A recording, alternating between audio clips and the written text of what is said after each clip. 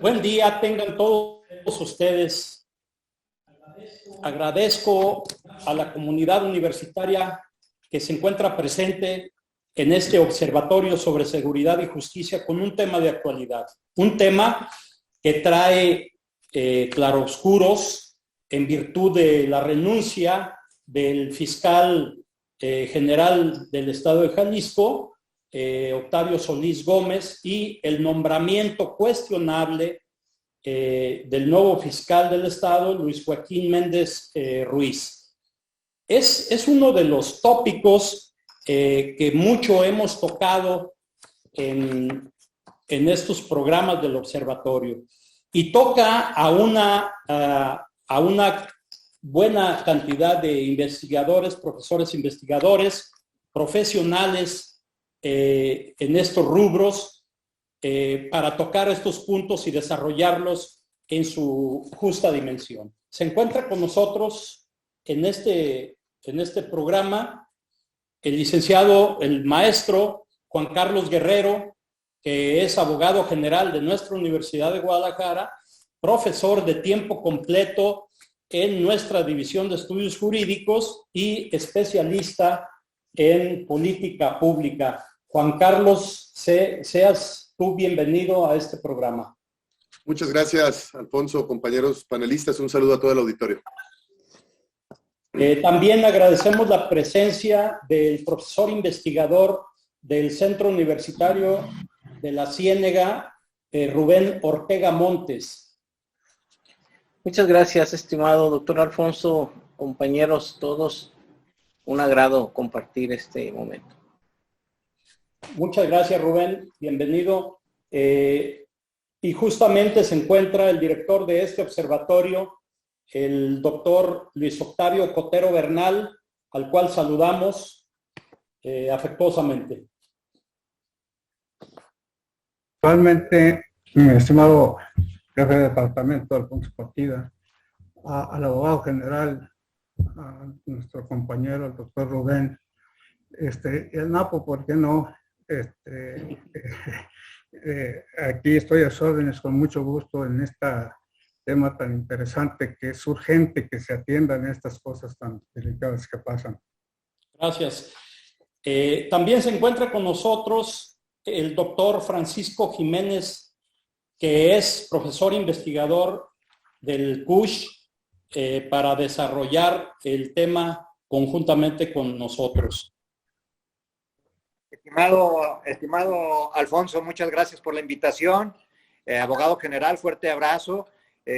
Doctor Cotero y estimado amigo doctor Rubén, es un honor y un placer compartir este espacio con ustedes. Gracias.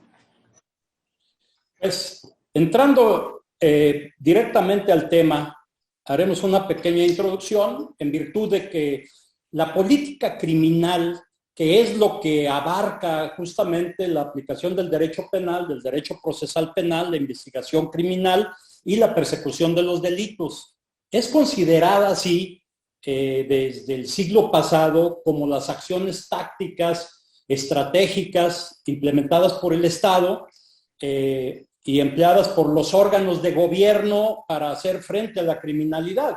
Es el caso que cuando se afecta a la sociedad y al Estado, bueno, pues lógicamente que quien encabeza esta labor es el Ministerio Público, o en últimas fechas le han dado por llamar fiscalías, pero la figura constitucional y tradicional es la del Ministerio Público. Entonces, estas son acciones sistémicas que se fundan en principios de investigación científica, por supuesto, de las causas del delito y los efectos de las penas. Y también, bueno, en lo que cabe de las medidas de seguridad para los menores, infractores y etcétera, según las cuales el Estado ha de llevar a cabo de manera coherente y articulada la lucha contra el delito y del delincuente por medio de, por supuesto, de la prevención, que como que se nos ha olvidado la prevención en este tiempo, pero también hay otra parte que es la disuasión, el procesamiento la imposición de penas a través de la potestad punitiva del Estado a fin de tutelar los bienes jurídicos de toda la sociedad. Esto es muy importante. Hago esta introducción porque justamente nos toca a los académicos realizar estas críticas, porque la política criminal desde los tiempos de Otto von List en Alemania estableció estos criterios y posteriormente se difundieron en todo el mundo. Y los países y los estados tomaron como base para luchar coherentemente contra el delito y el delincuente estas acciones articuladas coherentemente a través de una política pública que nos hablará en su momento el maestro Juan Carlos Guerrero, el abogado general de nuestra universidad, en virtud de lo siguiente. Este es el escenario que nos toca vivir. En 3 años se han cometido cerca de 6 millones de delitos en Jalisco, esto es, en el gobierno de Enrique Alfaro, pero solamente se denuncia el 96.4% según las cifras del propio INEGI, ya que anualmente se denuncian 140,000 delitos, ¿no? Entonces, no podemos hablar de que están bajando los delitos cuando hay una cifra negra de los delitos que sí se cometen, pero que no se denuncian. Esa es la incidencia delictiva. Eso es lo que no ha entendido el gobierno actualmente, de lo que se trata esta situación del registro de delitos. Son las denuncias, pues, en pocas palabras. Con este gobierno somos el 4º lugar en delitos cometidos a nivel nacional. 4º lugar, solamente por debajo del Estado de México, de la Ciudad de México y del Estado de Guanajuato. Pero en contraposición, somos el 1er lugar en feminicidios, el 1er lugar en fosas clandestinas, el 1er lugar en robo de vehículos asegurados, el 4º lugar en homicidios dolosos. Y aquí está el problema. Solo se obtiene el 0.3% de las sentencias de más de 100 delitos. Esto es, de cada 100 delitos, solamente 3 sentencias, menos de una sentencia en este caso, ¿no? Entonces, para nosotros, los académicos, el Ministerio Público debe ser un apostolado de lealtad hacia los ciudadanos, hacia las instituciones, al debido proceso, la legalidad, a la búsqueda de la verdad, de protección a los inocentes, de buscar y perseguir a los culpables, de buscar la reparación del daño, como dice la Constitución en su artículo 20, y nunca entorpecer la función de la investigación criminal, y menos aún dejarse manipular por el poder, y menos cuando un poder cuestionable, ruin, que busca desviar la procuración de justicia a través de redes de corrupción. En la actualidad, el gobernador Alfaro ha desarticulado los principios y ha desprestigiado totalmente a la institución, convirtiéndola en una instancia sometida, desviada, ineficaz, alejada de sus objetivos, sin resultados, con alta penetración del crimen organizado y actualmente politizándola, reflejando un reparto descarado y una opacidad casi total. Por eso la importancia de abordar académicamente este tema, porque el sistema penal es la configuración de medidas punitivas, como ya lo dijimos, es decir, medidas que implican una pena ante la infracción de las leyes, que el Estado adopta para fin de lograr eso que nosotros le llamamos el control social. Pero vean cuál es el escenario de poner un fiscal a modo, porque el gobernador tiene sometidas y manipuladas a todas las instituciones que tienen que ver con la política criminal. El Congreso del Estado, la Comisión de Justicia, la Fiscalía Anticorrupción, la Fiscalía General, el Supremo Tribunal de Justicia.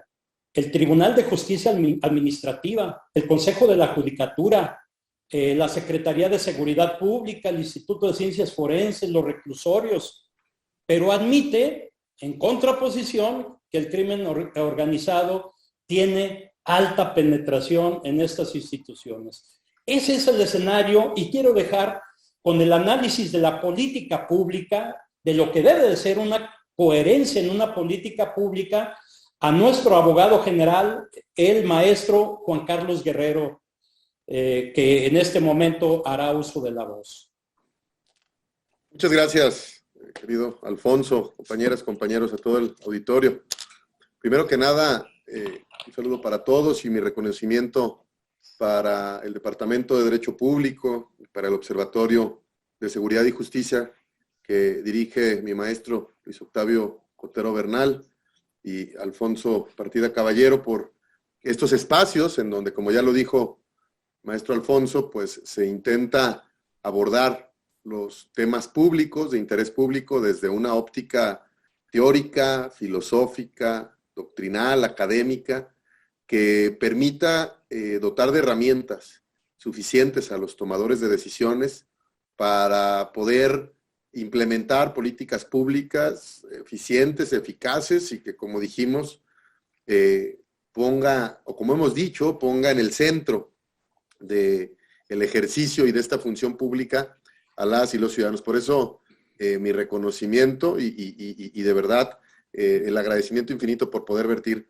algunas ideas en este contexto. Lo primero que habríamos que decir, a partir de un foro académico como este, en el que, si bien es cierto, habrá críticas, también es importante construir un cuaderno de conclusiones con propuestas que permitan que la universidad, desde la investigación, y yo quiero ser muy claro en eso, mi invitación o más bien mi asistencia en este foro es más como abogado y como maestro en políticas públicas que en el ejercicio de mi responsabilidad institucional, pero tampoco nos podemos alejar, ni mucho menos, de que finalmente el tema de la procuración de justicia, el tema de la inseguridad en este estado, pues afecta a las y los universitarios de manera recurrente y cotidiana. O sea, también la universidad como institución es víctima constantemente de todo lo que hoy vemos desafortunadamente en las calles. Y bueno, comenzaré el análisis diciendo que a mí me gustaría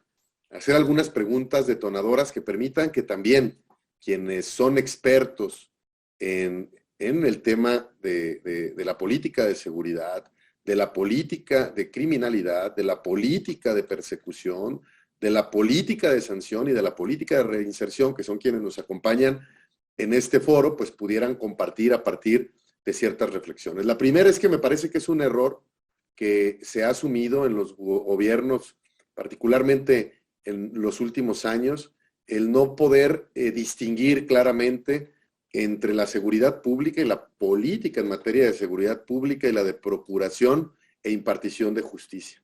Las tres son diferentes, aunque forman parte de un sistema único.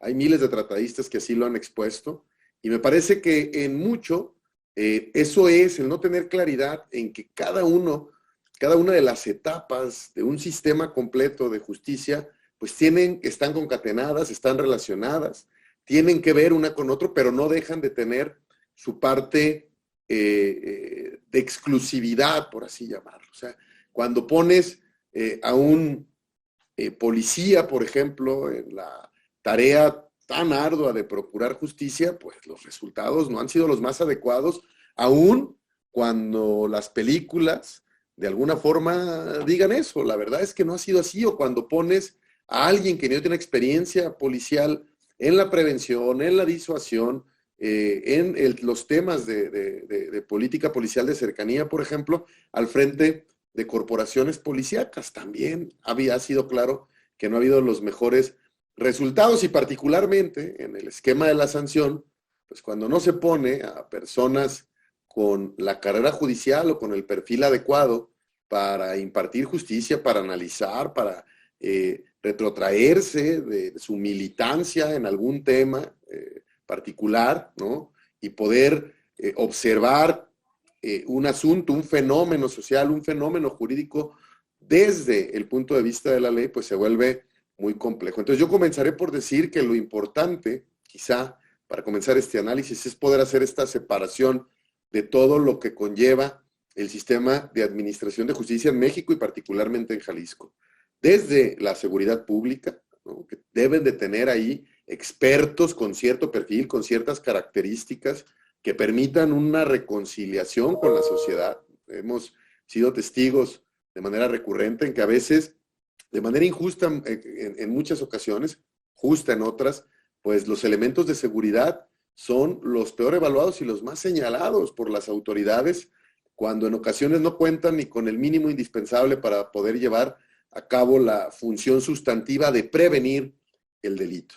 Luego, en un segundo plano, habría que también encasillar a la Procuración de Justicia, definir con claridad cuáles son sus alcances, cuáles son sus límites, esto es bien importante, cuáles deben de ser los elementos sine qua non se debe de proceder para poder acusar o para poder presentar a algún presunto inculpado ante un juez, que es la tercera parte, ¿no?, que es la parte de la sanción, para después hacer la parte de la reinserción, que es como termina finalmente todo este, que debiera de ser un círculo virtuoso. Sin embargo, creo que de lo que se ha alejado un poco este debate es de poner a la justicia en el centro de una política pública integral, es decir, como principio y al justiciable como principio de la prestación de este servicio público a cargo del Estado.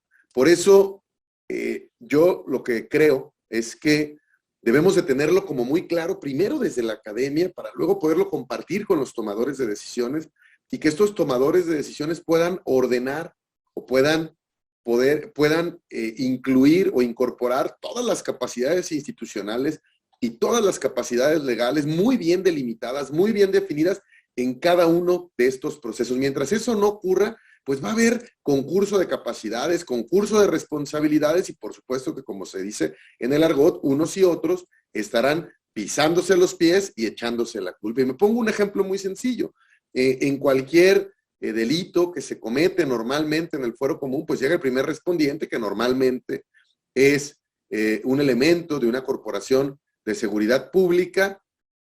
Cuando al final se libera a un presunto delincuente, se dice, es que el primer respondiente no integró bien. Bueno, pues el primer respondiente a veces no tenía ni la capacitación para atender de una manera correcta y adecuada desde el punto de vista de las ciencias penales o desde las ciencias criminales, una escena del crimen como la que se encontró en ese momento. Y entonces, pues es muy sencillo decir, fue culpa del primer respondiente. Y luego le preguntas al de procuración y dice, no, bueno, fue el primer respondiente, pero le preguntas al juez y el juez dice que el Ministerio Público integró mal. Y luego le preguntas a todo mundo y todo el mundo va de alguna forma señalando los errores o las deficiencias del responsable de atender el proceso o el sistema completo en el proceso anterior.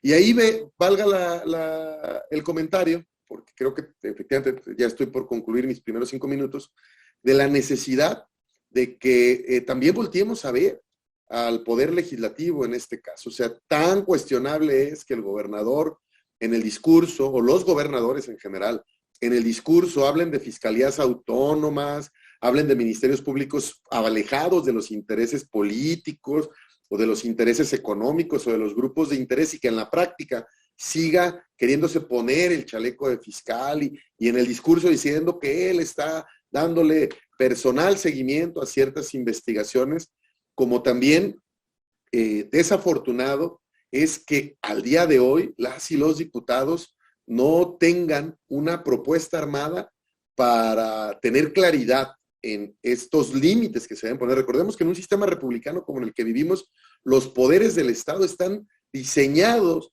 para hacer pesos y contrapesos unos de otros. Y entonces los poderes legislativos están obligados a definir los pisos de las actuaciones de los órganos de persecución, en este caso, de las fiscalías, también las paredes, hasta dónde son sus niveles de influencia y, por supuesto, sus techos. ¿Cuáles son los principios que deben de seguir? Hay un nuevo modelo que no se termina de implementar del todo, que ha sido muy criticado, ¿no? El sistema de oralidad en materia penal, y es criticado, depende de cómo o de con qué contexto o con qué enfoque se aborde, pero lo cierto es que sí podemos, todos los que estamos hoy aquí, quienes nos escuchan, concluir que es un sistema que no está concluido, que al que le hacen falta normas, al que le hacen falta manuales, al que le hacen falta sanciones, al que le hacen falta, sobre todo el qué pasa si no se sigue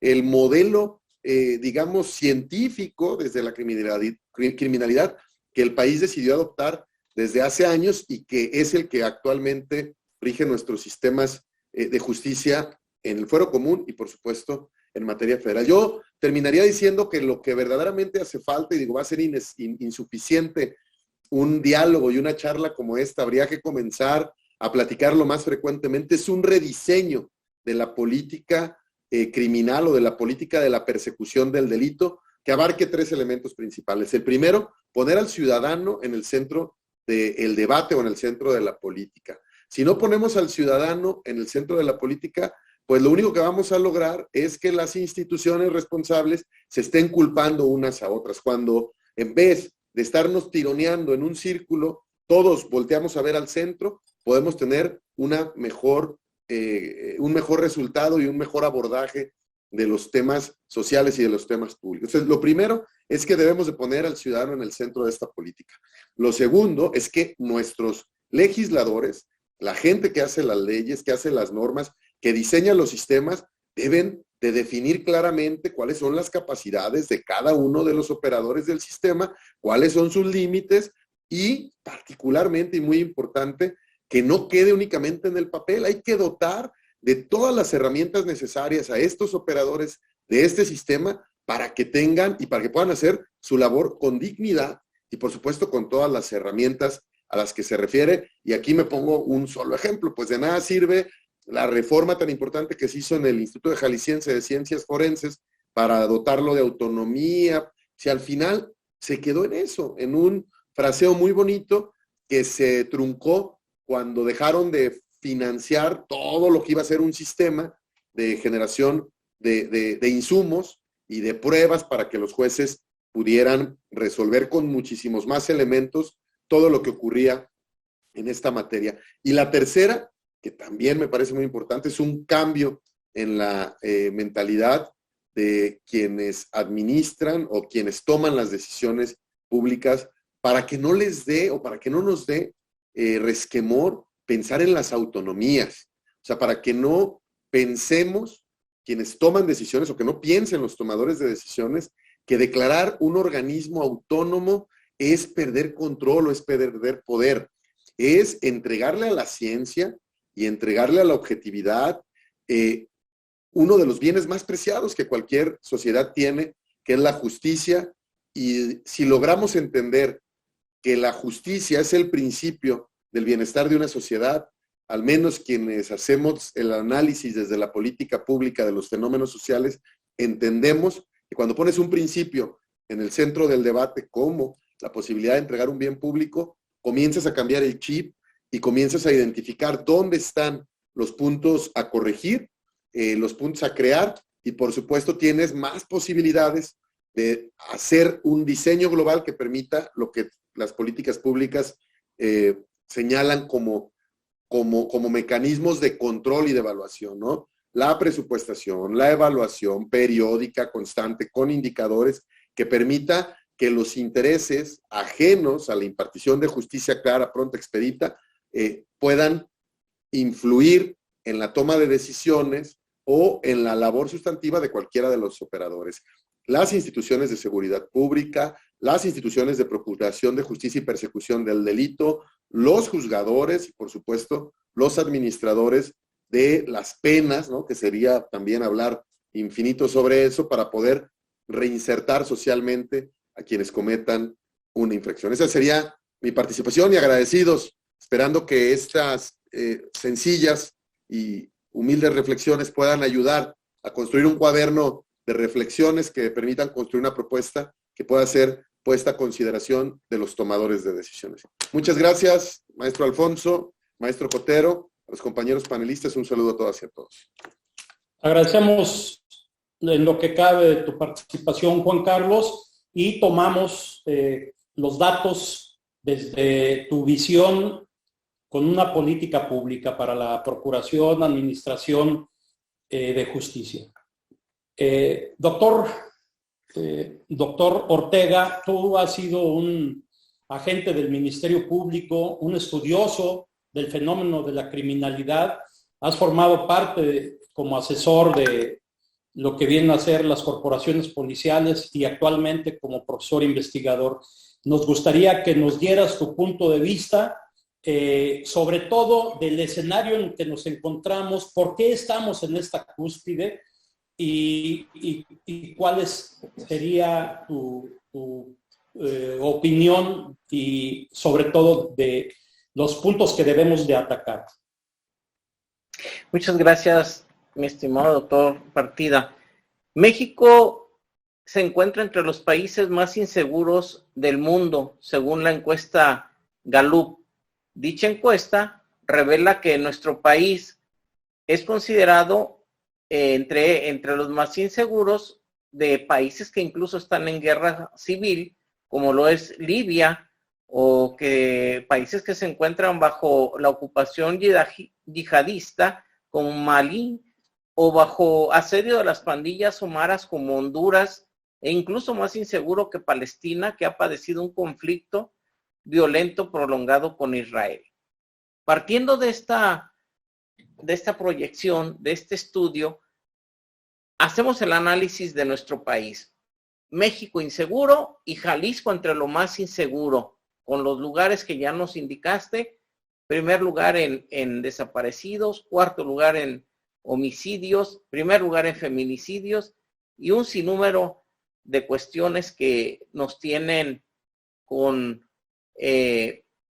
una gran preocupación, con una gran percepción de inseguridad a los jaliscienses, y que estos últimos datos que nos da cuenta las redes sociales, los periódicos, en donde ya ni en las casas se encuentra seguro la persona, que se supone sería el último lugar más seguro, entre comillas, y van y sacan a un menor de edad de su propia casa, un menor de edad de 16 años, que se lo llevan, lo ejecutan y aparece muerto. Esto generalmente pues nos va a decir que en materia de seguridad, conforme al artículo 21 constitucional, en donde interviene no solamente la policía, sino son los policías, son los agentes del Ministerio Público a través de la Procuración de Justicia, los jueces a través de la administración judicial, en este caso los jueces de ejecución de penas y la reinserción que está en manos de quienes en un momento determinado administran los penales, y en los cuales hemos visto un sinnúmero de motines, nos dan cuenta de que ha fallado la prevención, de que ha fallado la disuasión, que ha fallado la contención, la reacción inmediata, la operatividad, y que lo vimos en el análisis que se hizo sobre Pueblo Quieto en la ciudad de Guadalajara. Hacemos estos estudios que se ven desde lo macro, pero iniciamos también a través de lo micro, y como estos ejemplos que estamos mencionando, podemos ver inductivamente cómo en Jalisco no ha operado ningún proyecto, ninguna política criminal, porque carecen de ella en todos estos aspectos. Ni la Secretaría de Seguridad o la Coordinación de Seguridad, la Fiscalía, que está en un cambio y que es el tema precisamente a tratar el día de hoy. En el 2015, si mal no recuerdas, o si mal no recuerdo, estuvimos por Colombia, un tiempo fui yo, luego fuiste tú, doctor Alfonso, y nos trajimos el tema de la autonomía de las fiscalías, el cual estudiamos y nos dimos cuenta que funciona la Fiscalía Autónoma en Colombia, porque para empezar no depende del gobierno, es un organismo autónomo pero es un organismo del Estado. Es un organismo en el cual sus operadores ni tienen derecho a votar, ni tienen derecho a ser votados. Por lo pronto salen de la escena política y dedican su tiempo, su carrera, su estudio y su vida prácticamente a la persecución, a la fiscalización, en este caso, a la investigación de los delincuentes. Y nadie es intocable. ¿Cuántos presidentes han sido descubiertos en actos de corrupción y han sido llevados a la cárcel? Igual los integrantes del legislativo o de corporaciones. Con esto dejamos muy en claro que la autonomía que se menciona en México y en Jalisco no existe. Esta famosa autonomía es letra muerta.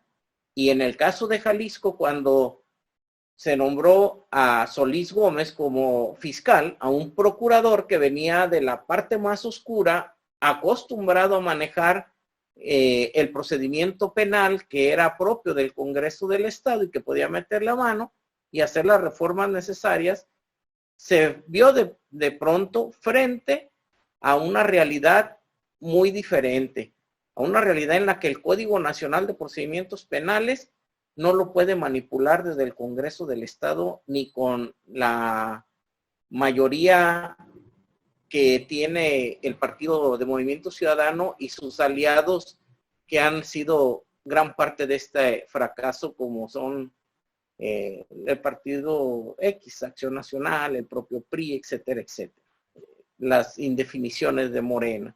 De ahí venimos a analizar lo que pasó el 4, 5 y 6 de junio del 2020 y nos damos cuenta del halconazo jalisciense, en donde el propio fiscal habló de la infiltrada fiscalía y que esto es tan grave que al concatenarlo con la sucesión, porque así le llamo, la sucesión del fiscal nuevo que acaba de nombrar, fuera de la norma incluso moral, la norma ética, la norma social, la norma jurídica, este nuevo titular de la fiscalía lleva a la continuidad, como él mismo lo dijo, y en materia penal todavía existe aquello que se llama a confesión de parte, relevo de prueba.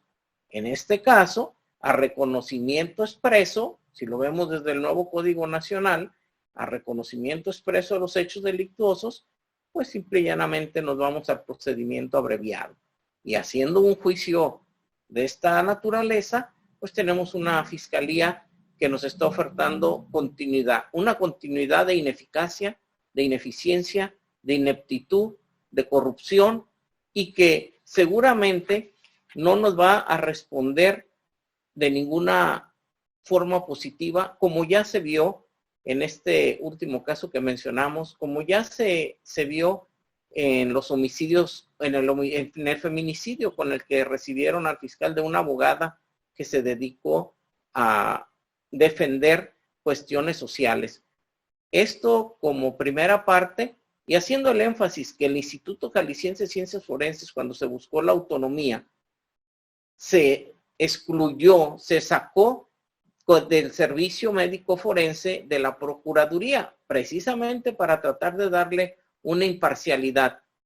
Pero esto llevó a que se dejara de la mano del Ejecutivo dicho instituto, cuando dichos servicios médicos deben de estar de la mano de un verdadero ministerio público, como bien lo dices, de un fiscal, de alguien que procura justicia para que dé la positividad, objetividad y todo aquello que tiene como objeto el nuevo Código Nacional de Procedimientos Penales. Con esto sería mi participación en esta primera etapa. Doctor Rubén. Maestro, el doctor Luis Octavio Cotero Bernal, ¿de qué sirve tener una fiscalía y que haya presunción de parte del gobernador para decir que todo está bien cuando no es así? Tenemos una grave penetración del crimen organizado en Jalisco. En cada municipio existe prácticamente un mandante en cada municipio que depende del cártel Jalisco Nueva Generación, y que tienen controladas a las policías, que tiene controlado a la fiscalía, y por supuesto en un gran contubernio con los entes del gobierno, porque el crimen organizado es eso. El crimen organizado tiene que ver con esa amalgama de participación entre los delincuentes que están más organizados que el propio Estado y los elementos del Estado. Ese es el crimen organizado, o de otra forma sería llamado de manera distinta. Queremos escuchar su opinión, maestro Octavio Cotero. Sí, es muy lamentable la realidad. Nosotros pregonamos en el aula y donde quiera que nos encontramos, como ya lo decía Juan Carlos, para que una sociedad pueda crecer, desarrollarse y vivir en armonía, se necesita que ésta viva y conviva dentro de un marco de derecho. Y aquí solamente es un discurso que hasta el gobernador del estado, que es ingeniero, no sé si entiende, porque alguien decía que no reconoce la realidad del gobernador del estado. Sí la reconoce. Lo que no quiere aceptar es su ineficiencia, su incapacidad. Porque ya como se ha dicho aquí en este momento, no es falta de políticas públicas, no es falta de legislación, no es falta de alguna otra situación. Lo que hace falta es alguien que tenga interés en darle a esta sociedad jalisciense la paz social que tanto nos urge, porque la desaparición de personas es una constante y no tiene freno. Ya lo que decía maestro Alfonso, que somos el primer lugar en fosas clandestinas. Los que hemos tenido la desgracia de tener un familiar desaparecido, como es mi caso, no ha habido interés de nadie, ni de esta administración ni de la pasada. Yo soy el lujo de una persecución judicial, criminal, porque se me achaca el haber yo transportado los cuerpos y estoy siendo procesado ante un juez sin pruebas. Desde luego, y quien me escucha y quien sabe del tema, da por cierto que no hay un solo acto de mi parte que se me puede imputar como criminal, pero un juez, como ya decía Maestro Alfonso, está manipulado, obedecen órdenes solamente.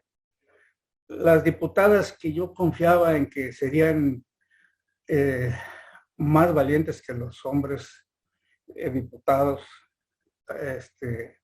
resultó que también nos fallaron. Y que hemos visto actos tan terribles, espectaculares de esta nueva legislatura, donde han exhibido una ignorancia enciclopédica, una supina ignorancia que da pena ajena el resultado que nos están dando y sobre todo el sometimiento al emperador, del gobernador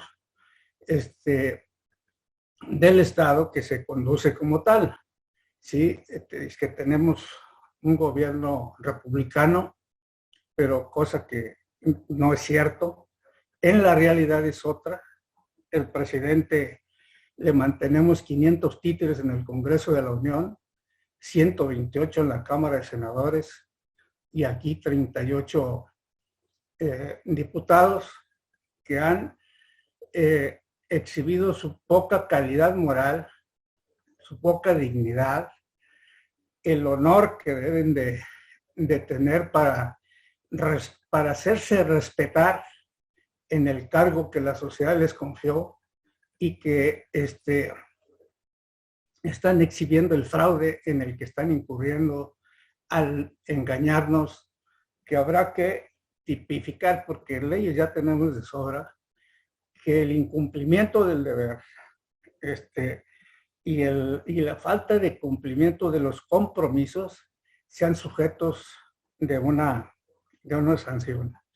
Que esto yo lo reduzco a una sola medida que se puede establecer, que se establezca en el Código Penal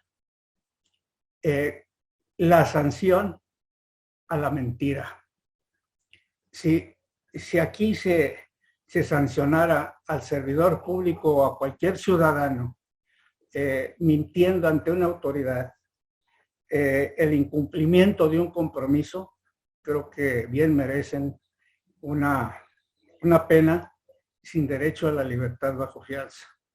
Por leve que sea la mentira, debe de sancionarse. Yo la he propuesto a los congresos, a las legislaturas pasadas, y desde luego que no les gusta, ¿sí? Nunca la han aceptado. Aquí estamos padeciendo nuestro problema de México no es problema de leyes, es problema de gente, personas, que no han tenido la capacidad profesional ni la calidad moral para enfrentar la realidad que estamos viviendo. Esto es infame, sobre todo aquí en Jalisco, donde ya los médicos en el Instituto Jalisciense de Ciencias Forenses están haciendo cuestiones y en todas las áreas, ¿no? Grafoscopía y todo eso, quitaron a los hombres capaces, a los hombres que se habían sido certificados por instituciones internacionales, desde Roberto López Lara, que su única gracia fue desintegrar esa institución, y que pues esto ha venido a agravar la impunidad, porque en principio ni hay los peritos suficientes y mucho menos con la capacidad que les permita estar al día para que le den pruebas al Ministerio Público de acuerdo a la nueva legislación penal y procesal federal, que es una cosa que se debe de atender ya con urgencia. No puede esperar esta situación, nos está costando demasiada sangre todos los días y no se vale la indiferencia por parte de las autoridades y sobre todo de los tres poderes, por decir tres poderes, porque eso no es cierto, es la divina providencia. Son tres personas distintas, pero un solo gobernador verdadero. Háganme la comparación, pero así es la realidad. Y creo yo que las universidades tenemos una gran responsabilidad frente a los alumnos que les estamos hablando de derecho, de la Constitución, de que las leyes deben de ser cumplidas a cabalidad, y que se debe de invertir lo que sea necesario en recursos humanos o materiales, y luego hacemos el macroperiférico y y el otro, y las calles y carreterotas y todo lo que ustedes quieran, pero primero hay que estar tranquilo en la casa, porque ya vemos que ni en la casa está seguro nadie, como pasó con este muchachito que tuvo que encerrar a sus hermanitos, porque de lo contrario también se los habían llevado. Esta es una situación, es real, la estamos viviendo. No podemos cerrar los ojos frente a esta realidad, que no tenemos los tres poderes. Aquí solamente hay un emperador que manipula los dos, y sobre todo la corrupción tan desatada que hay hasta en el Consejo de la Caricatura, que maneja y opera el turno de las demandas, el turno de los procesos.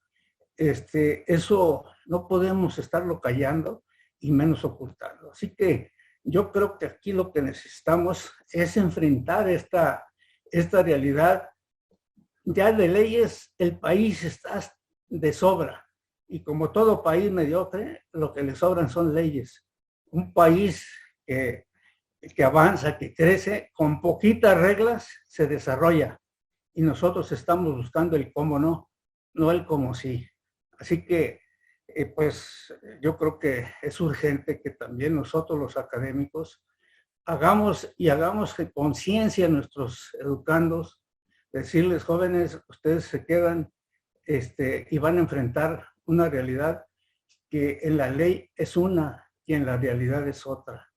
Esto no podemos callarlo, no podemos tapar el sol con un dedo y ya basta de tanta desgracia, porque todas las familias y el que no en la misma familia de uno, en un amigo muy cercano, ya un hijo, un hermano, un esto, un lo otro, y ya de los otros delitos patrimoniales, pues eso ni en cuenta, ¿no? Lo que ya decía maestro Alfonso, aquí se cometen 6 millones de delitos y no es invento de nosotros, sino es el producto del INEGI que está subiendo esa información. Ahora, creo que es una falta de respeto a la inteligencia de nosotros el que nos digan que ha bajado la delincuencia. Creo que debemos exigirle al gobernador y el Congreso del Estado también, hay que pedirles que no sean tan inútiles y tan agachones, que estén nada más a disposición del gobernador y que le finquen responsabilidad al que no está cumpliendo con su deber. El fiscal, pedirle que haga las cosas como se debe, también está imposible, porque no tiene los recursos, ya decía, humanos y materiales. Y los policías y ministerios públicos hay que pagarles decorosamente, hay que darles las garantías para que hagan su trabajo de una manera eficiente y que no los pongamos para que vayan a un lugar y arteramente los asesinen, como fue en Las Huertas, en el caso de estos 2 jóvenes ministerios públicos. Allí en Tonalá, el fiscal regional por allá que venía de Ocotlán, que también fue una cosa desastrosa. El homicidio de esta compañera de profesión de la semana pasada, la tentativa de homicidio también de Juan Soltero, etcétera, etcétera. Nos sobran ejemplos. Así que yo creo que hay que despertar la conciencia de todos y vamos actuando, más que reglas y reglas ya no nos dieron resultado. Es cuanto, maestro Alfonso. Muchas gracias, doctor Luis Octavio Cotero. Francisco, en la fiscalía existe una feroz corrupción interna, un desorden administrativo, el cobijo de delitos y delincuentes, la simulación de investigaciones que luego no se investigan. El Ministerio Público no ha entendido su función en la actualidad en el sistema acusatorio adversarial, porque está en una desorganización casi total, porque a lo que se han dedicado es a los juicios abreviados, no a hacer la investigación. Esta situación se debe de cambiar, se debe de modificar y sobre todo se debe de investigar qué están haciendo, porque estos juicios abreviados, quien los autoriza es el Ministerio Público. Son ellos, ni siquiera es el juez, ni siquiera la defensa, sino es el Ministerio Público. Y ahí está un gran cobijo de la corrupción. El desvío de averiguaciones hacia los agentes del Ministerio Público que señala el fiscal en turno, la protección de delitos y delincuentes de alto impacto, el castigo a los funcionarios que señalan la corrupción. Ahí está el caso de una agente del Ministerio Público que hizo señalamientos de que su jefe le pidió que modificara el contenido de los datos de prueba y por oponerse fue destituida de su cargo e incluso puesta a disposición de un juez. Además de esto, se encuentra, Francisco, un contubernio con juzgadores mangantes para obtener grandes ganancias. Aquí estamos hablando de la red de corrupción en la cual están inmiscuidos familiares directos del gobernador, están inmiscuidos con magistrados que sueltan a los delincuentes de alto impacto y que a final de cuentas nos dejan a la sociedad en un estado de indefensión. En esta institución del Ministerio Público, estas acciones dan como resultado uno de los índices más altos de impunidad. Tú has señalado, Francisco, la impunidad en esta circunstancia. Has señalado también de esta inoperancia del Ministerio Público que no se ha plegado al sistema acusatorio adversarial. Te pido que nos amplíes tu punto de vista. Claro que sí, estimado amigo Alfonso y compañeros. Bueno, creo que es un muy buen momento para hacer un balance en el tema de administración y procuración de justicia, prácticamente más o menos al medio, a la mitad de administración de este gobierno, y que pues casualmente de un modo u otro, él dice, pues está de moda todos los que renuncian de manera voluntaria o de manera forzada, pues argumentan motivos de salud, ¿no? Mi opinión de entrada en este balance de qué nos deja, qué se va, por qué se va de una manera abrupta, y hay un nombramiento también de forma improvisada. Se dice por ahí que de algún familiar, incluso político del fiscal saliente, que lo dejara como para cuidar el negocio, ¿no? Inadecuadamente. Bueno, en mi opinión, los resultados que nos deja el fiscal saliente, Gerardo Octavio Solís, pues sí hay resultados. Nos deja, ya mencionaron ustedes, muchos primeros lugares. Primer lugar en desaparecidos, primer lugar en hallazgo de fosas clandestinas, primero de los primeros lugares en feminicidios. También nos deja pendientes, unos pendientes muy, muy graves, como es el magnicidio de Jorge Aristóteles Sandoval, que de manera perversa y pareciera ser como burla, dicen que era un asunto concluido, tanto él como el Ejecutivo, cuando no hay, los únicos detenidos que hubo en su momento fue un barman, 2 meseras y un trabajador que andaba pasando por ahí, ¿no? Hasta el momento no hay detenidos. El homicidio en contra de Felipe Tomé, el de Huitrón que ya trató el maestro Cotero, nos deja también como legado y un mal ejemplo, pues recomendaciones a nivel internacional, como ya señaló nuestro compañero Ortega Montes del Halconazo, de la Corte Interamericana de los Derechos Humanos, que hace recomendaciones muy fuertes y serias al gobierno de México, en particular a Jalisco, por las desapariciones forzadas de decenas y decenas de estudiantes que hubo en la manifestación por la muerte de Giovanni. Recomendación también a nivel nacional por parte de la Comisión Nacional de los Derechos Humanos por este mismo motivo, y la Comisión Estatal de los Derechos Humanos también se pronunció. Los antecedentes del fiscal saliente, bueno, un represor, recordemos el histórico 28 de mayo en la administración de Ramírez Acuña, de ahí se caracterizó, pero parece ser que a los poderosos, políticamente hablando, les gustó su actuar, que lo llevaron hasta ser gobernador interino. Es lo que nos deja una fiscalía donde está inmiscuida y controlando, como lo dijo el mismo gobernador, lo dijo, no son palabras de nosotros, el mismo fiscal saliente lo reconoció, que la delincuencia organizada pues estaba infiltrada en todo el estado prácticamente, en el tema de la justicia, de las instituciones como la Fiscalía y las policías municipales.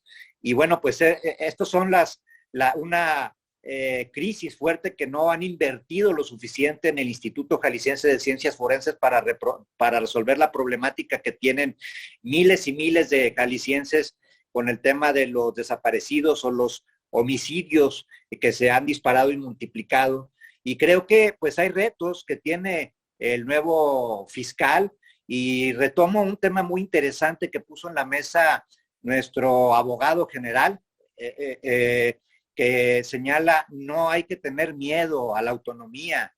no hay que tener miedo a la independencia en ciertas instituciones, más cuando están como principios constitucionales y en diversos ordenamientos jurídicos del país y del Estado. Claro, en el papel y en el membrete podemos decir que la Fiscalía del Estado es autónoma e independiente, más en la práctica nos damos cuenta que eso es una vil mentira.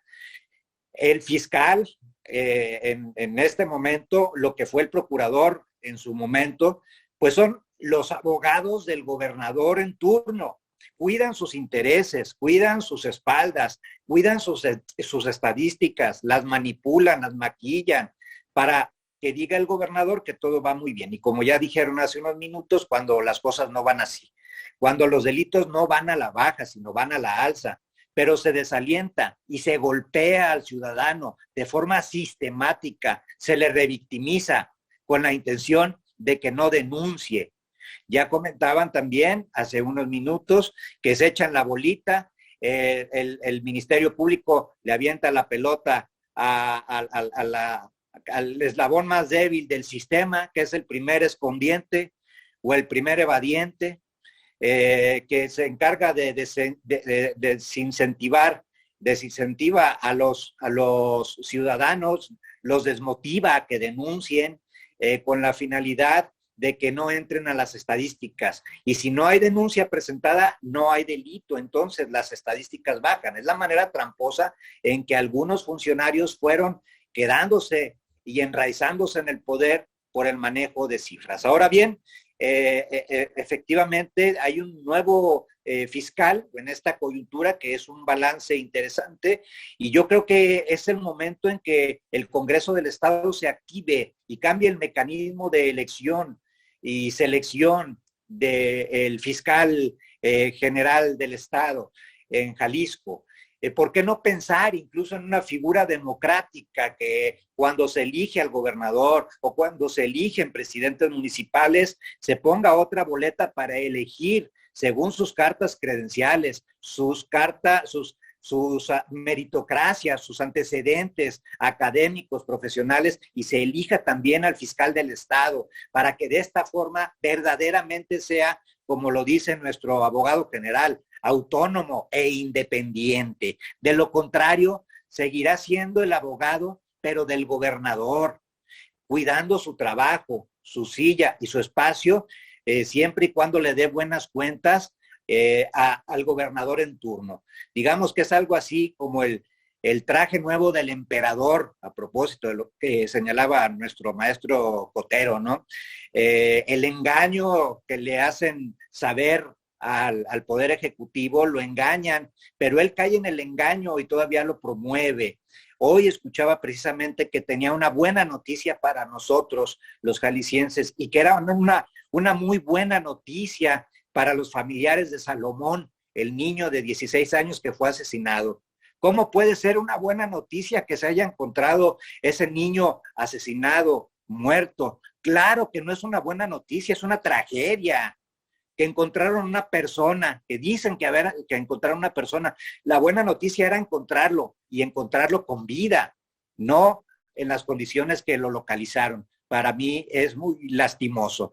Y bueno, creo que hay varios pendientes que debe de tomar cartas en el asunto el Congreso del Estado para tener una verdadera fiscalía autónoma, independiente, pensar en la posible elección popular o cambiar el mecanismo para que deje de ser el fiscal del Estado un títere que maneja el Poder Ejecutivo a su antojo. Creo que hace falta también instalar puntos de denuncia, ya lo hemos mencionado en algunos espacios, para que el ciudadano no pierda un día completo o más días en presentar una denuncia cuando le roban un celular o una bicicleta o cosas de poca cuantía, que mejor se olvida de su bicicleta, de sus partes de vehículo y mejor se queda en su casa y si puede hacer justicia con su propia mano. Pero debe de haber otro mecanismo de recepción de denuncias. Claro, no le conviene al gobernador, claro, no le conviene al fiscal en turno cuando está recibiendo líneas, pero todos los que estamos perdiendo somos los ciudadanos en un debilitamiento del Estado de Derecho. Dejo aquí mi primera intervención, estimado Alfonso. Muchas gracias, doctor. Muy agradecido con tu participación. Estimado Rubén, aquí se ha hablado mucho y se ha abusado del punto de la autonomía. Como no tenemos muy claro estas autonomías en virtud de que existen varios ejemplos. Por decirlo, el Instituto Jalisciense de Ciencia Forense es autónomo por ley. ¿Y qué sucede en la realidad? Pues ahí está un organismo abandonado, un organismo tirado, muy corrupto y a final de cuentas que no da el resultado que debía. La Fiscalía Anticorrupción, ¿qué podemos decir? Es autónoma. Se dio todo un proceso de su nombramiento y a final de cuentas quienes lo nombraron, pues resultó en una gran decepción. Un muchachito que no tiene las cartas credenciales, que no tenía la experiencia, pero que estaba así como muy cuidadito por algún grupo de poder, que a final de cuentas resultó presa fácil de lo que viene a ser el gobierno del Estado, del poder en otro sentido.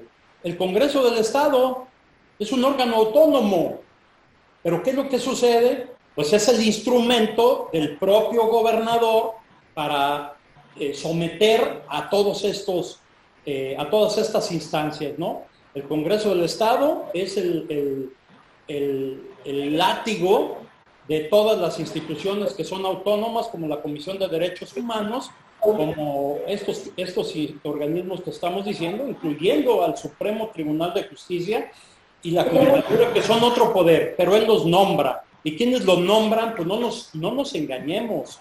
Los nombran los partidos políticos, en este caso Movimiento Ciudadano, en contubernio con Acción Nacional, y hasta los demás partidos como el PRI, etcétera. Y si nos vamos a lo que sucedió en días pasados, la comparecencia, Rubén, que nos dieras tu punto de vista, la comparecencia del nuevo fiscal, que no dio de sí, o sea, dio lástima. Y los diputados me dieron pavor, porque pidiéndole casi la situación, una diputada de Morena señalando que por qué no les cumplían a los elementos de la Fiscalía pagándoles su seguro de vida. Pues es importante, pero los puntos importantes, la criminalidad, lo que viene a ser la falta de castigo, la investigación, el primer respondiente, su relación con los demás órganos de poder, etcétera. Esa parte, Rubén, tú has sido el crítico más importante en este rubro, pero danos tu punto de vista en este programa. Gracias, mi estimado doctor, maestro Cotero, doctor Francisco y nuestro abogado general. En primer término, nadie es autónomo, mucho menos independiente, si no se tiene un presupuesto fijo constitucionalmente. Entonces, sin dinero no hay autonomía, para empezar. Segundo, los diputados desgraciadamente carecen de dignidad y carecen de conocimiento, carecen de ética.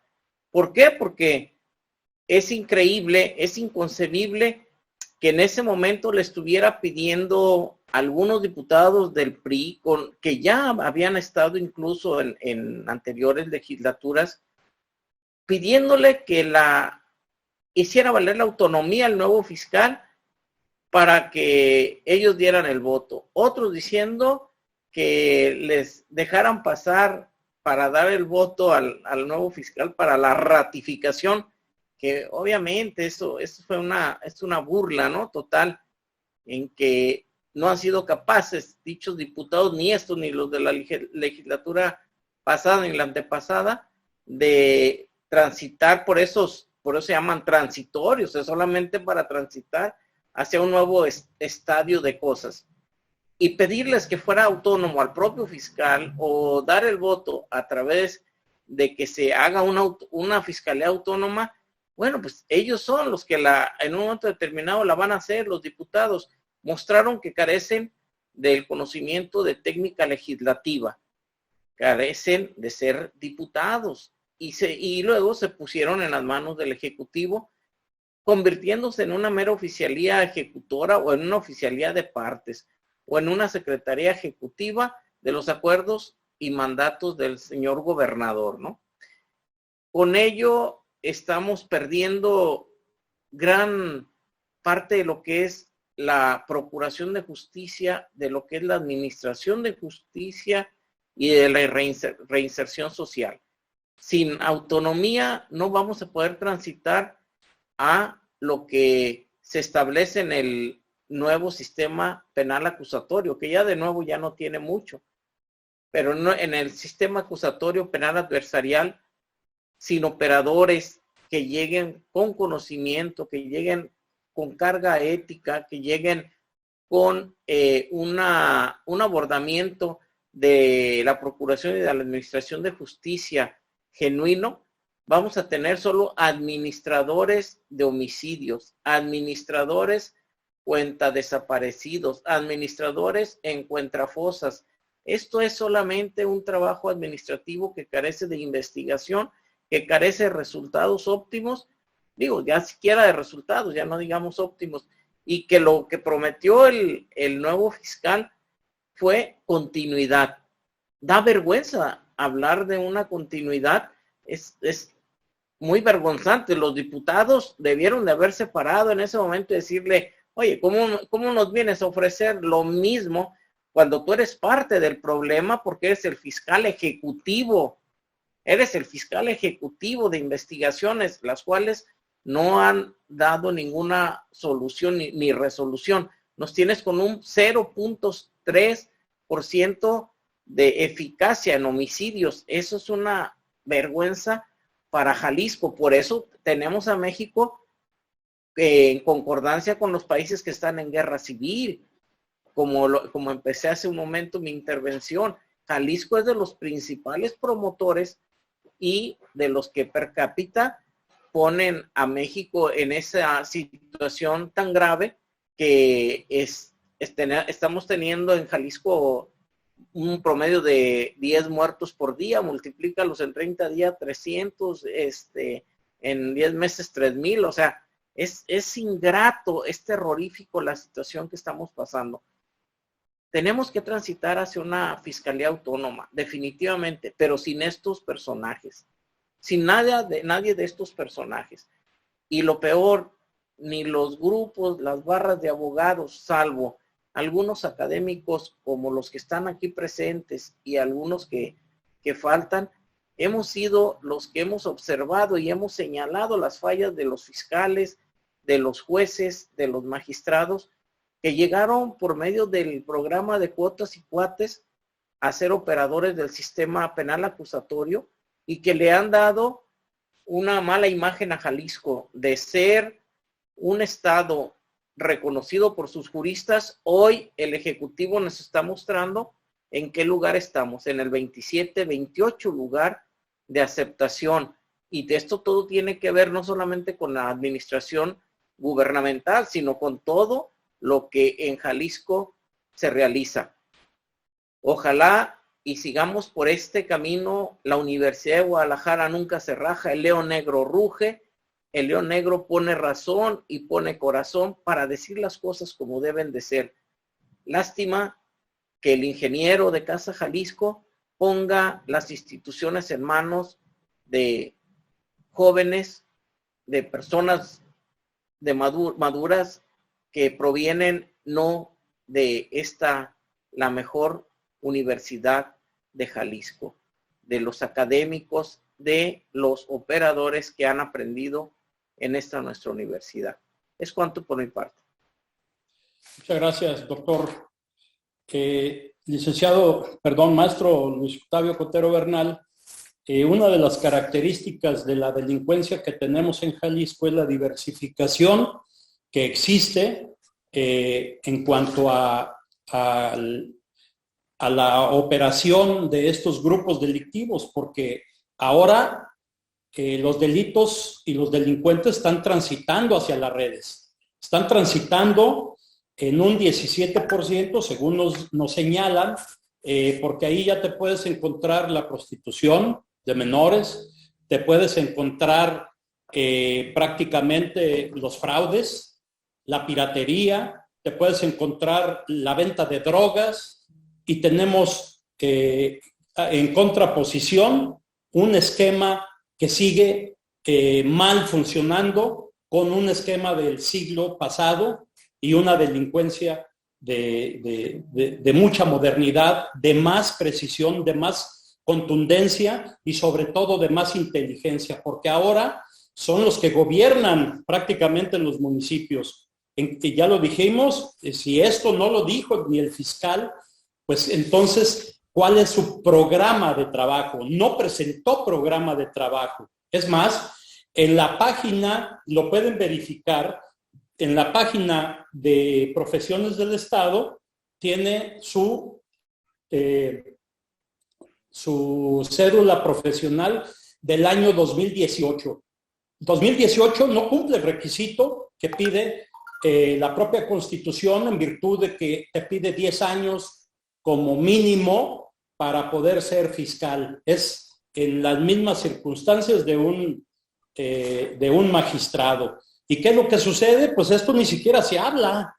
Entonces, si no tienes proyecto, no tienes un programa, como dijo Juan Carlos, la programación, la presupuestación, como una política pública, no hay compromisos sociales. ¿A qué se compromete a llegar? A nada, a un discurso tramposo, a un discurso falso, como lo tiene el gobernador. Todo esto, licenciado Cotero, es vergonzante que tengamos esta procuración de justicia en nuestro estado. Una procuración de justicia que no da la respuesta puntual de lo que requiere nuestra ciudadanía. Bien, maestro, gracias. Gracias a todos mis compañeros que me antecedieron. Es lamentable nuestra realidad y yo creo que es hora de actuar de otra manera, porque en este país lo que a las autoridades menos les importa es precisamente el Estado de Derecho. Por ahí, y creo que cualquier ciudadano ya lo sabe, que a ninguna ley se le debe dar efecto retroactivo en perjuicio de persona alguna. Y me refiero por la farsa de la revocación de mandato. Eso se estableció en la Constitución después de que elegimos al actual presidente por 6 años. Así que por eso llamo que es una farsa. Si sale que no lo aceptamos la mayoría de los mexicanos, como es la verdad, va a decir, bueno, no me la pueden aplicar porque el artículo 14 de la Constitución dice que a ninguna ley se dará efecto retroactivo, en perjuicio de persona alguna. Eso me sorprende del director del INE, de Lorenzo Córdoba, que ha mostrado ser una gente talentosa, capaz, valiente, que enfrenta las cosas como son, y que ese derroche que hicieron los diputados de autorizarle un peso o unos pocos más para que llevara a cabo esta encuesta, me parece que es un agravio más a la sociedad. Lo que decía el doctor Rubén, Jalisco ha presumido de ser tierra de juristas. Qué bueno que está muerto don Mariano Otero, Ignacio L. Vallarta y otros tantos hombres ilustres que nos dio esta tierra. Porque hoy por hoy, un estado más retrógrada que ninguno del país, Zacatecas, Aguascalientes, Colima, a los que siempre se les ha manejado como estados de menor categoría, Guanajuato, Querétaro, etcétera, están digitalizados los poderes judiciales. Nosotros aquí nomás nos falta el cincel y la piedra para tramitar los juicios. ¿Sí? estamos en una situación caótica que al gobernador no le interesa. Los pseudodiputados que ven pasar las cosas no saben cuál es la función de la diputación, que deben estar legislando, haciendo leyes y también haciendo responsables a quienes han incurrido en cuestiones, ya sea por actuar o por no actuar, como fue la misma legislatura pasada, que nombraron a los integrantes de la caricatura, del Consejo de la Judicatura, que yo sí le llamo de la caricatura, porque a las 3 de la mañana, como el delincuente, como el delito de robo, que así estaba tipificado en el Código Penal anterior, era grabada la conducta o la sanción del delincuente, que valiéndose de la nocturnidad se ponía a robar. Y así estos diputados a las 3 de la mañana nombran a 3 consejeros que ni aprobaron los exámenes de conocimientos ni la fama pública. Y casualmente son tan cómplices estos como los mismos diputados que los nombraron, porque iban pasando por ahí al momento de nombrárseles a estos a las 3 de la mañana para que rindieran protesta, ¿sí? Designiéndoseles el cargo de consejeros. Creo que eso es falta de respeto a la inteligencia de todos los jaliscienses.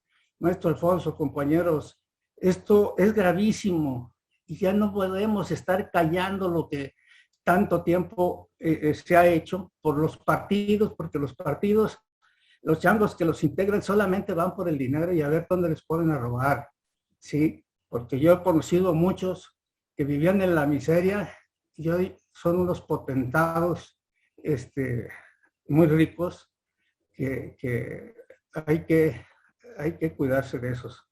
Pero volviendo al tema de la justicia, que aquí tanto al gobernador como a los mismos magistrados, que muchos de ellos ya son títeres del actual gobernador que puso, como es la sala superior del Tribunal de lo Administrativo, que nomás están a la orden de él, y a mí me tiene decepcionado Laurentino López, que yo siempre lo consideré un hombre probo, honesto, igual que la presidenta, que pues desgraciadamente no están haciendo ese desempeño como se los mandata la ley y como la sociedad urge que ya funcionen, pero pues no han mostrado más que la idea de enriquecerse y ahí que no los muevan de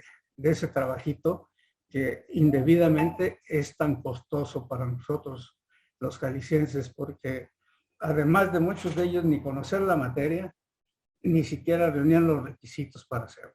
Pero bueno, que comentaba el maestro Alfonso del fiscal que se acaba de nombrar, que no reúne los requisitos que marca la Constitución. Bueno, ¿de qué estamos hablando? ¿Sí? Es una situación verdaderamente indignante y que creo que es tiempo que levantemos la voz, porque las muertes violentas pareciera que eso no le importa a nadie y que pasan todos los días y que supuestamente, porque luego se criminaliza, yo no sé qué culpa pudo haber tenido este niño que asesinaron ahora el fin de semana, qué tan grave sería como para que lo hubieran asesinado tan arteramente y que ahí sea uno más, como la abogada que mataron la semana pasada, que también, según se dice, era una mujer que se dedicaba a buscar el bien común y que ahora pues ya en paz descanse. Así que yo creo que más que estar platicando ya hay que pensar en fincarle responsabilidades a los que no están haciendo las cosas, a los que están sometidos, porque eso debe de trascender jurídicamente y fincársele la responsabilidad correspondiente, porque está en la Constitución, ya está prevista y regulada la actuación de cada funcionario. El gobernador, los diputados, pueden ser denunciados ante el Congreso de la Unión para que sean separados del cargo. Está previsto en la Constitución y nadie se atreve a hacerlo. Así que yo no sé, ni los santones del derecho de la UNAM, ni de ninguna parte, se han atrevido a expresar esta situación que es tan denigrante y que nos tiene en un caos absoluto, en una anarquía total de cualquier materia. Lo que decía el maestro Rubén y Paco, es una situación verdaderamente lamentable. A mí me pesa, me da pena, y sobre todo por los jóvenes que están aspirando a ser abogados en cualquier universidad y que nadie dice nada, que todo el mundo se queda callado, que a las gentes víctimas de los delitos los juzgan y sí los ven, pero nadie se solidariza con ellos, y creo que nosotros tenemos que continuar con esa solidaridad que nosotros ya lo manifestamos como universitarios con los familiares de los desaparecidos. Es cuanto, maestro Alfonso.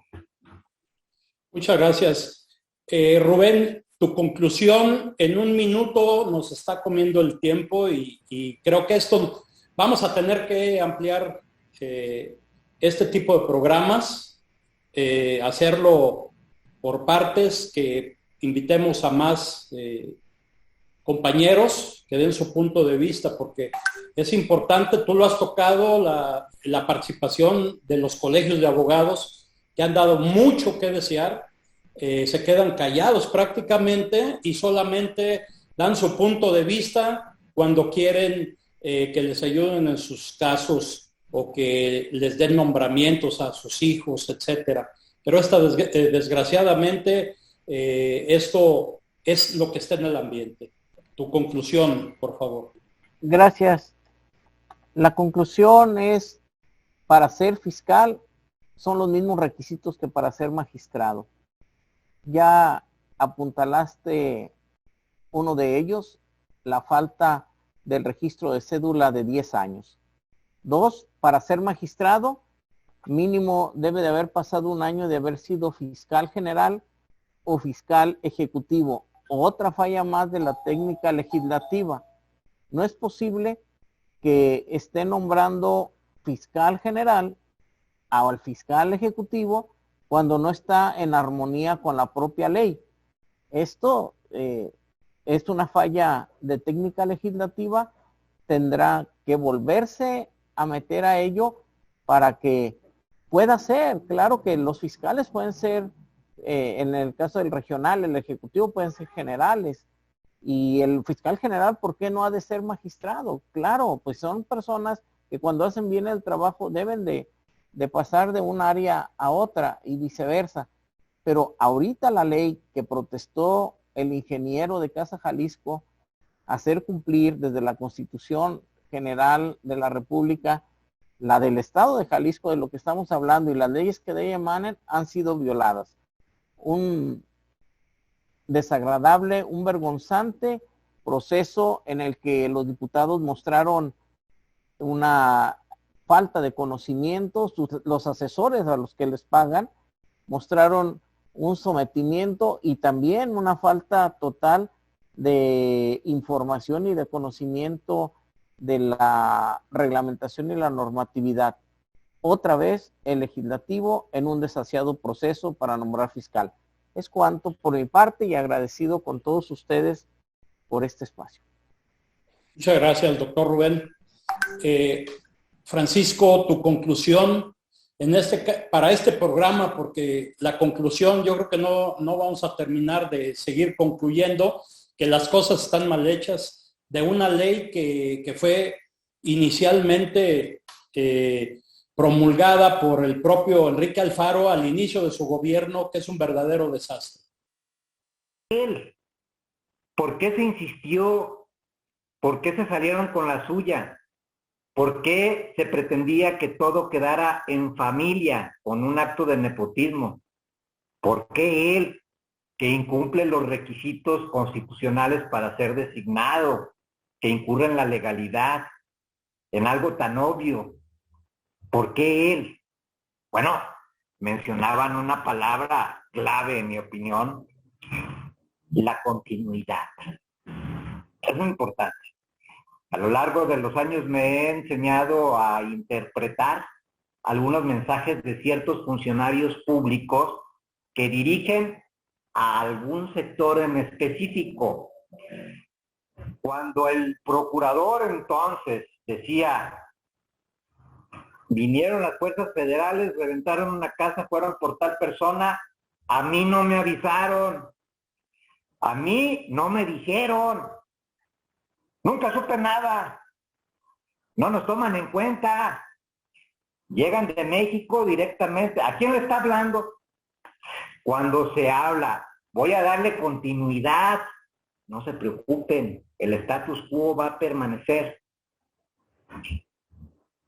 Como dice la canción, todo sigue igual, aunque ya no estás, ¿verdad? Aunque ya no estás allí, todo seguirá igual. Eso es lo que yo creo que está de trasfondo, más allá de otro tipo de cuestiones. Por eso una imposición a todas luces ilegal, pero que conviene al status quo de esta administración. Probablemente a los pactos y a los acuerdos que ya tenían y que están mandando un mensaje de continuidad. Se van a respetar los acuerdos, muchachos. Aquí no pasa nada. Aquí dejo mi última parte. Muchas gracias. Doctor Cotero, su conclusión en un minuto. Decía que es lamentable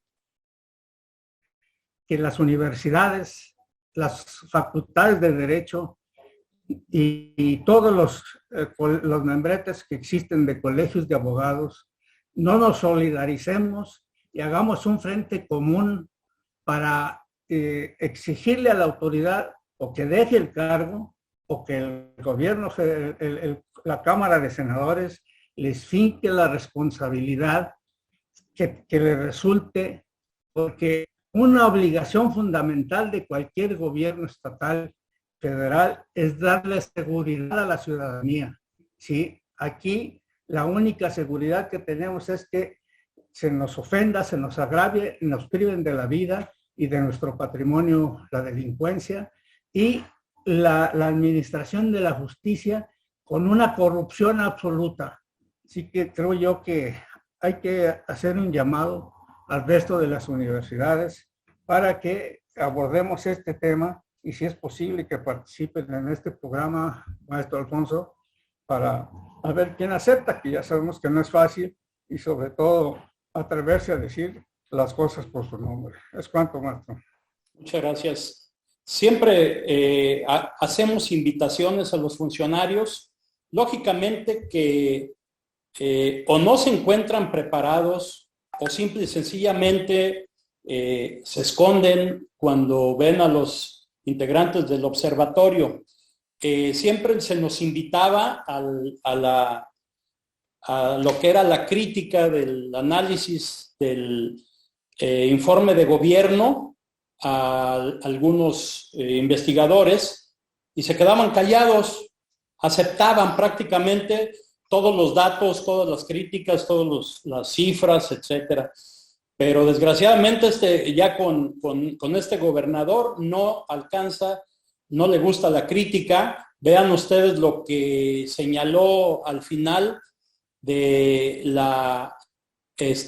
del Twitter que mandó, en el cual señala que a los que quieren que les vaya mal, que ustedes saben quiénes son, señalándolos así, que son los periodistas, que son los investigadores, etcétera, ¿no? Pero ¿cómo no vamos a decir las cosas si hay una serie de incoherencias enormes, como que a cada agente del Ministerio Público le toquen 250 carpetas de investigación y cada año estén echando a la basura 65,000 carpetas de investigación porque ni siquiera las investigan? Y estos son datos que tenemos totalmente registrados en el propio